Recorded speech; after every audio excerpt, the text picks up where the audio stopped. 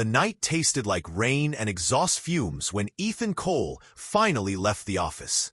32 years old, divorced for 8 months, living out of half-unpacked boxes in an apartment that smelled like someone else's life.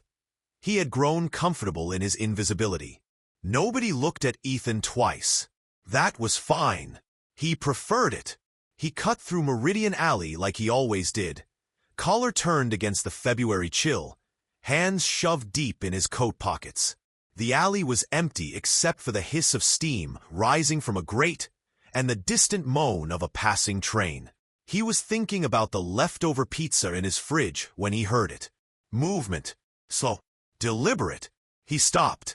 She was standing at the far end of the alley, partially hidden by shadow, her back to the brick wall. She was tall, taller than he expected, and dressed in a long dark coat that didn't quite move right when the wind touched it. Her hair was deep copper black, falling in waves over her shoulders. And her eyes were glowing. Not brightly, not like headlights or flashlights. Softly, the way embers glow when you think a fire is dead, but it isn't. A pale silver-amber light that pulsed faintly with each breath she took. Ethan stood still, every logical thought in his brain screaming run. But his feet didn't move. She stepped toward him, slow, careful, the way you approach a wild animal you don't want to frighten. Her hands were visible at her sides, open. She stopped 3 feet from him, close enough that he could see the fine, almost imperceptible patterns on her skin.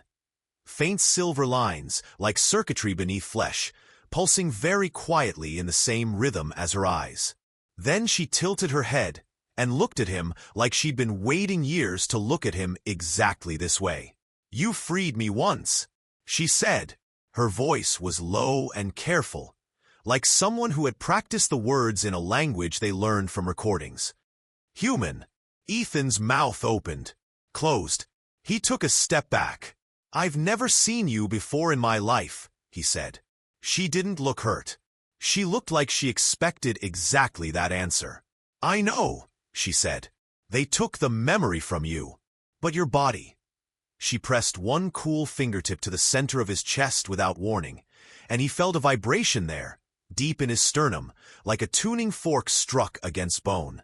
"Your body remembers me." He stepped back, breathed, told himself he was dreaming or drunk or both. She lowered her hand. The silver lines along her wrist dimmed slightly. "My name," she said softly, "is Neva.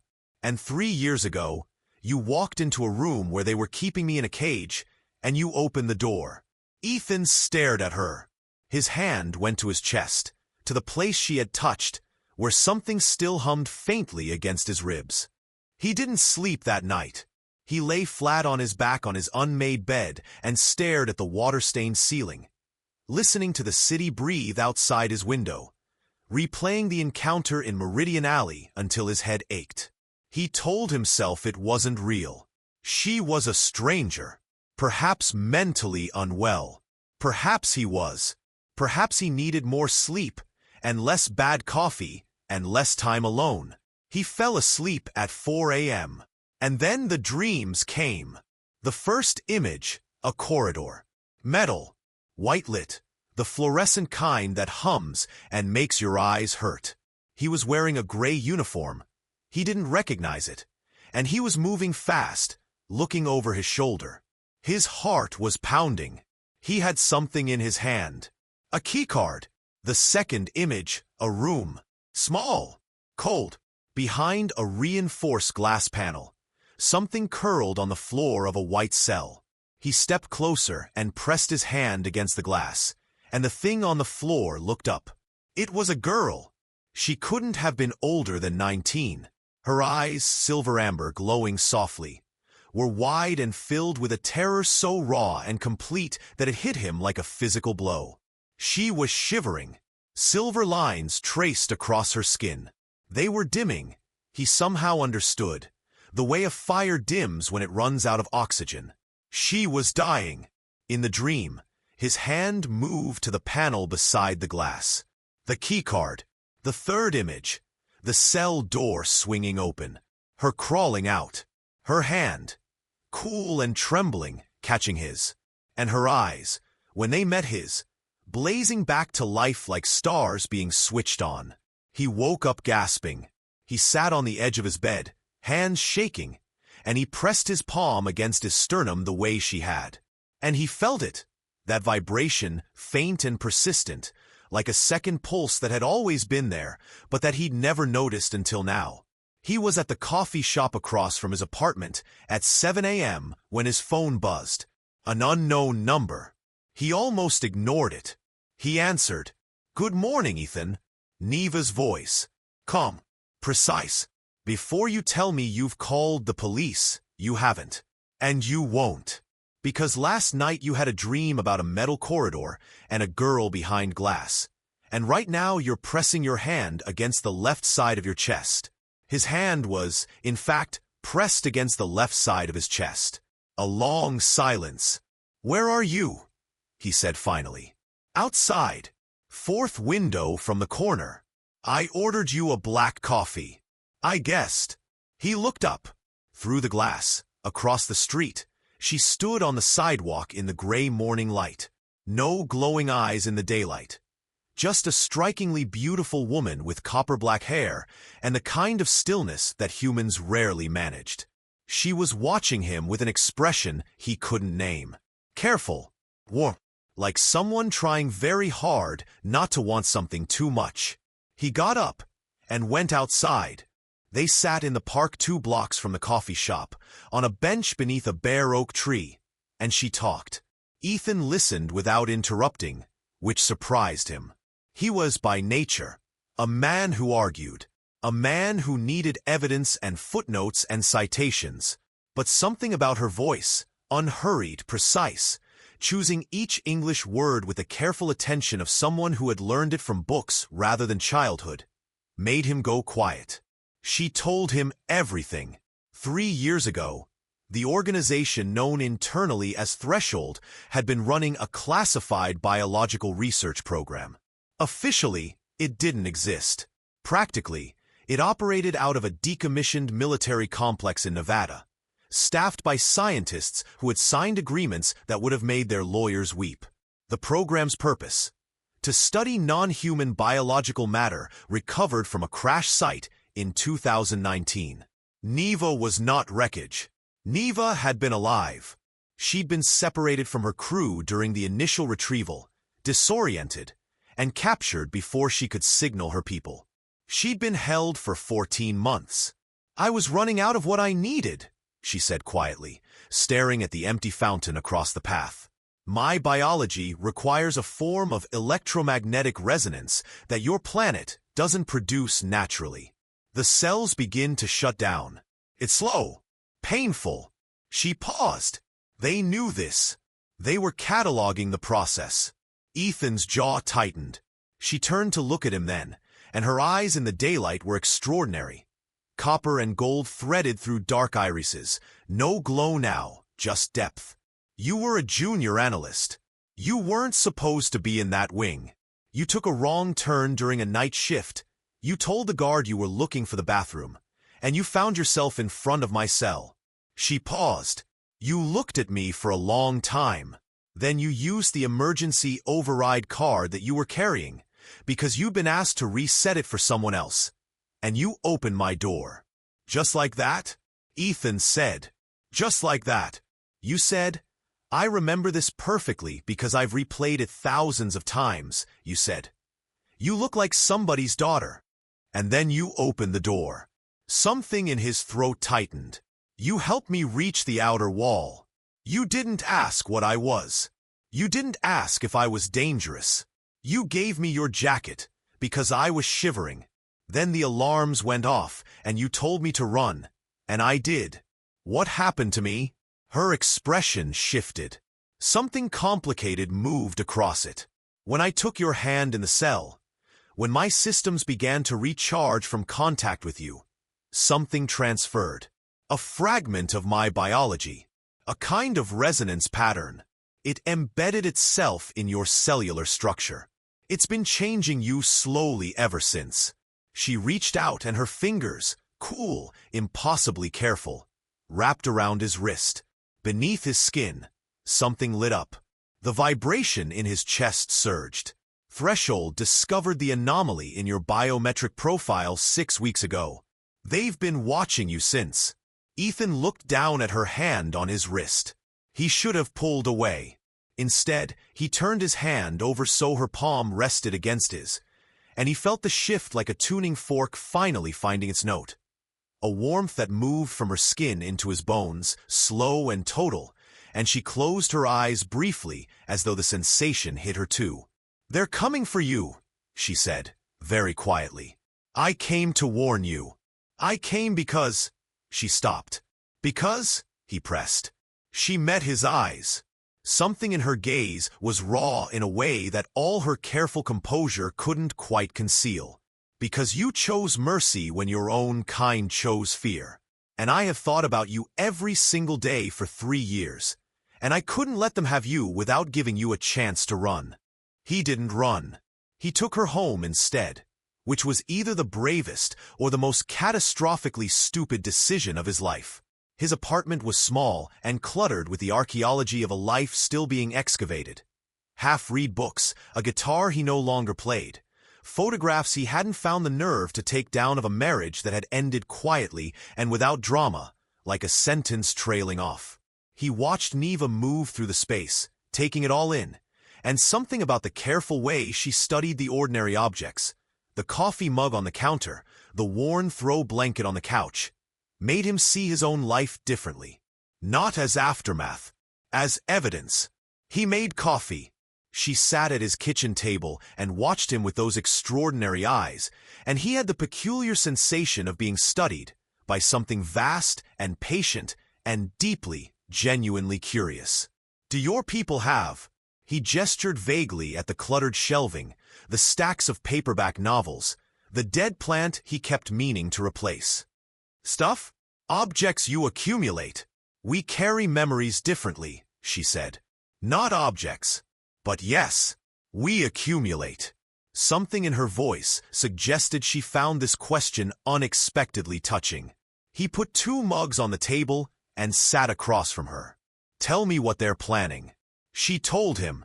Threshold wanted the resonance fragment, the piece of her biology now woven into his cells. They believed it could be extracted. The process, she said, with a carefully neutral expression, would not leave him in a condition to form opinions about it afterward. He stared into his coffee. "So I'm a walking sample jar," he said. "You're considerably more than that." Her voice had dropped to something quieter. "The fragment doesn't just exist inside you. It's integrated. It's been responding to you, to your particular neurological patterns, your emotional frequency. It's become something neither entirely mine nor entirely human." She paused. "That's what frightens them. They can't categorize it." He looked up at her. In the warm kitchen light, the silver traces on her skin were just barely visible. The finest possible lines, like frost on glass. Her hands, wrapped around the mug he'd given her, were elegant and still. "You're staying here tonight," he said. It wasn't quite a question. She looked at him steadily. That careful wanting again, barely held in check. "That would be inadvisable," she said. "Probably," he agreed. "Do you want to?" A pause so long he thought he'd miscalculated everything. "Yes," she said. Later, much later.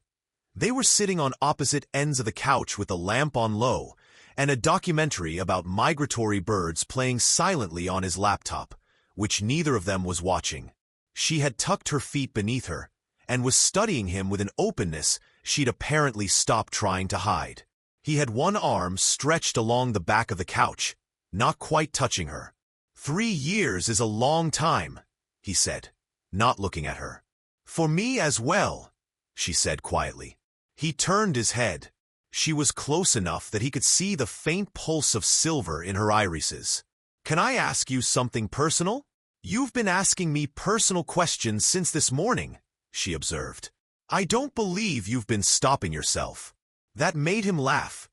Actually laugh, the first time in longer than he wanted to calculate. She watched his face when he laughed with an expression of quiet, helpless delight, like she was storing it. He reached out and pushed a strand of copper-black hair from her shoulder, and her breath caught. A small sound, barely audible, but he heard it. The silver lines along her collarbone brightened fractionally. "When you touch me," she said very carefully, "the resonance in your cells responds to mine. It accelerates my recovery. I want you to know that, so that you understand I'm aware of the physical effect you have on my biology, and I want to be clear that what I feel is not," she paused, searching for the word with an endearing precision, "not merely physiological." He held very still. "Noted," he said softly. He drew her toward him slowly, giving her every opportunity to recalibrate. And when she came, carefully, deliberately, like someone making a choice they'd been considering for 3 years, she rested her head against his shoulder, and the silver lines along her arms bloomed softly in the dimness.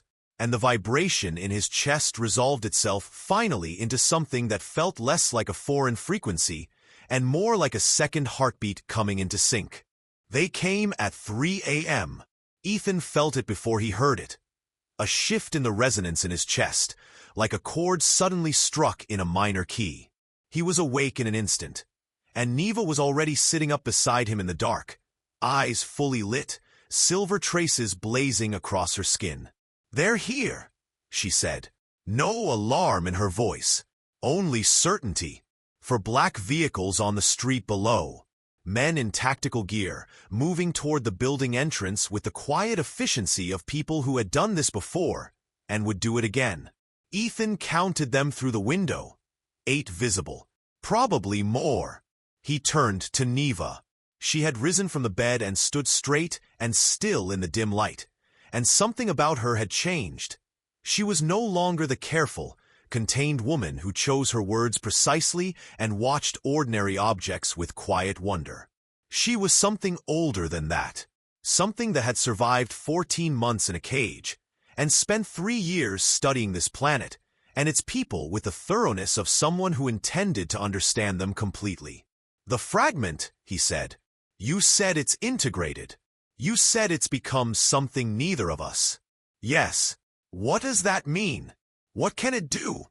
She looked at him steadily. The silver lines were at full illumination now, intricate and beautiful and slightly terrifying. "I don't know yet," she said. "It's never been tested under these conditions. It responds to you. It responds to what you need."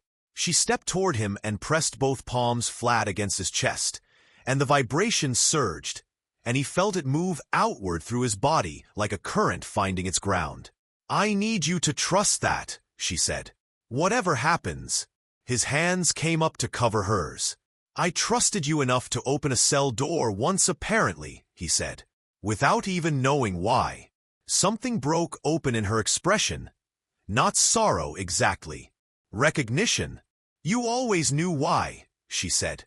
"You just didn't have the vocabulary for it." The building door opened below. Footsteps on stairs. What happened next? Ethan would spend years trying to describe to people who weren't there, and failing, because human language had not yet developed the vocabulary for it.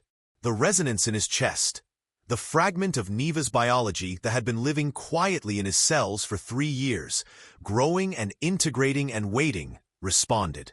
Not to fear, not to aggression, to the same instinct that had moved his hand to an emergency override card on a night shift in Nevada when he'd seen a girl behind glass who looked like somebody's daughter. To mercy, to the specific irrational, entirely human insistence on mercy. The energy that moved through him and out through Neva's hands was warm.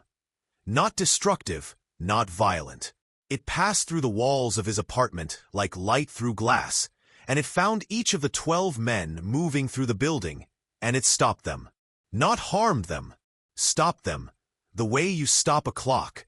The way a note of music stops when the bow leaves the string. They stood in corridors and stairwells in a suspension that lasted approximately 4 minutes. Long enough for Ethan to throw a bag together.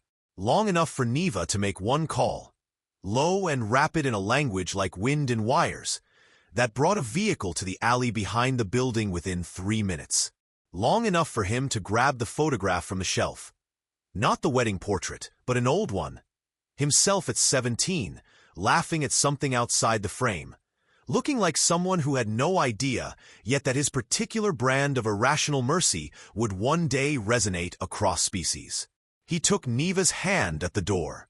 She laced her fingers through his with the careful precision of someone committing an action to permanent memory. "My people are 2 days away," she said. "Their ship. We could." She stopped, looked at their joined hands, looked at him. "Or we run. Here. On this planet. I know this world better than you might expect." He thought about the apartment he'd been living in like a guest in his own life. The boxes he'd never fully unpacked. The guitar he'd stopped playing. The marriage that had ended like a sentence trailing off. He thought about a metal corridor, a key card, a girl behind glass. A choice he'd made without hesitation and then forgotten. A choice that had nevertheless changed the cellular composition of his body and brought this woman, this extraordinary, careful, silver-lit woman, back across whatever distance she'd traveled to stand in the dark of Meridian Alley and find him again. "My people bond for life with the one who saves them," Neva had told him, much earlier, in the careful way she delivered facts she wasn't sure would be welcome. "I should have told you that at the beginning. It would have been the honest thing." "Would it have changed anything?" he'd asked. She'd been quiet a long time. Then, "No, I don't believe it would have." He looked at her now, in his doorway, in the last moment before everything changed again. "Show me where your people are coming from," he said. Her eyes went incandescent, full silver gold, blazing and beautiful, and no longer anything she was trying to contain. They ran down the stairs into the dark, her hand in his, the city spreading out around them with all its ordinary lights. And in his chest, the second heartbeat kept perfect time.